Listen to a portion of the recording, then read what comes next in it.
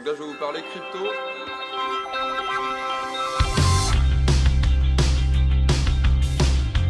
Bonjour, je m'appelle Caroline Constancis. J'effectue ma thèse au sein de l'INRAE à l'UMR Bioépar. La conduite des veaux sonoris modifie l'épidémiologie de la cryptosporédiose. En effet, le type de logement et l'alimentation est modifié, comparé à la conduite classique. Bonjour, moi c'est Benjamin Desbois, donc j'habite à Guérande, à Loire-Atlantique. Je suis en production laitière et maraîchère. Donc là je vais vous parler crypto. On a été très embêtés nous à l'accroissement du cheptel. On avait fait une nouvelle nurserie. Qui dit crypto disait nettoyage de la nurserie au Karcher. On donnait de l'allocure à toutes les petites qui venaient. On avait besoin de mettre des oligo-éléments à toutes les vaches, au tarissement. C'était beaucoup de boulot, des veaux qui tétaient pas, qui avaient des diarrhées, donc ça veut dire matin et soir, c'était toujours la surprise, il y avait des veaux qui n'étaient pas bien. Toujours des moments de stress, le week-end c'est jamais quand t'as le temps. L'élevage des petites ça devenait une corvée, soit on faisait un atelier à part avec une personne qui s'occupait vraiment des petites, soit on trouvait une autre solution. Commençons par faire une comparaison entre la conduite classique des veaux en agriculture biologique et la conduite des veaux sonoris. Les veaux élevés classiquement sont séparés de la mère un jour après leur naissance. Ils sont ensuite élevés avec du lait entier de la ferme, mais au seau ou au migbar. Ils sont ensuite sevrés à 3 mois, avant d'être mis à l'herbe autour de 6 à 9 mois. La première saison de pâturage dure en moyenne 6 mois. Les veaux ne sont pas en contact avec des vaches adultes avant leur premier vélage et leur intégration dans le troupeau. La conduite des veaux sonoris, quant à elle, consiste à laisser les veaux sous la mère pendant 4,5 jours. Les veaux peuvent passer par une phase optionnelle d'allaitement artificiel. Dans ce cas-là, ils sont séparés de la mère plus tôt, en 1,5 jours en moyenne. Cette phase optionnelle est une phase tampon entre la période sous la mère et l'adoption par la nourrice. L'adoption est une phase importante pour l'éleveur car il faut vérifier que le veau tète bien la nourrice. Dans 90% des cas, cela se passe bien. Une fois qu'il y a un lien créé entre la vache nourrice et les veaux, ils peuvent être mis à l'herbe tous ensemble.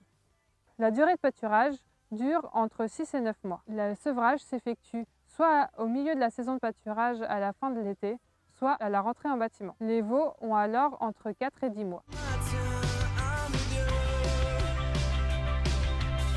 Pour étudier la cryptosporédiose, nous avons recruté 19 fermes dans le Grand Ouest et nous avons aussi demandé à la ferme expérimentale de Mirecourt de participer. 611 veaux ont été prélevés entre 5 et 21 jours de vie entre janvier et septembre 2019. Chaque échantillon a été étalé sur une lame, coloré, puis observé au microscope. En fonction du nombre d'oocystes observés, un score a été établi. En fonction de la moyenne d'oocystes présents par champ, nous avons scoré les échantillons de 0 à 4.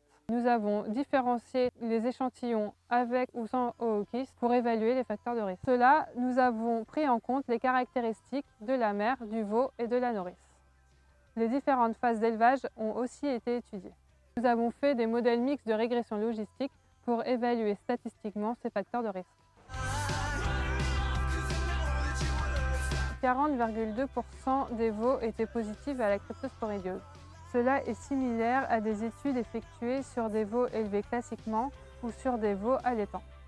Les veaux fortement excréteurs avec un score de 4 étaient de 2,6% dans notre étude. Cette proportion atteint 25% chez des veaux laitiers élevés classiquement dans une étude située dans la même zone géographique.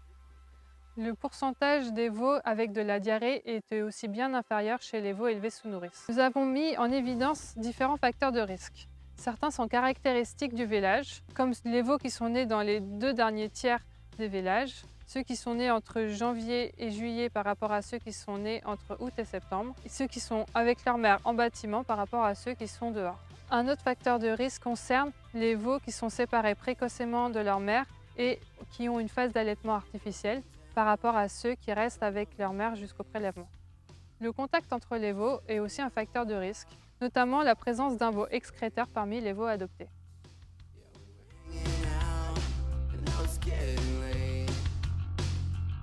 Pour conclure cette étude, la conduite des veaux sous nourrice est plutôt protectrice vis-à-vis de la cryptosporédiose et l'environnement joue un rôle prépondérant dans la transmission de la maladie.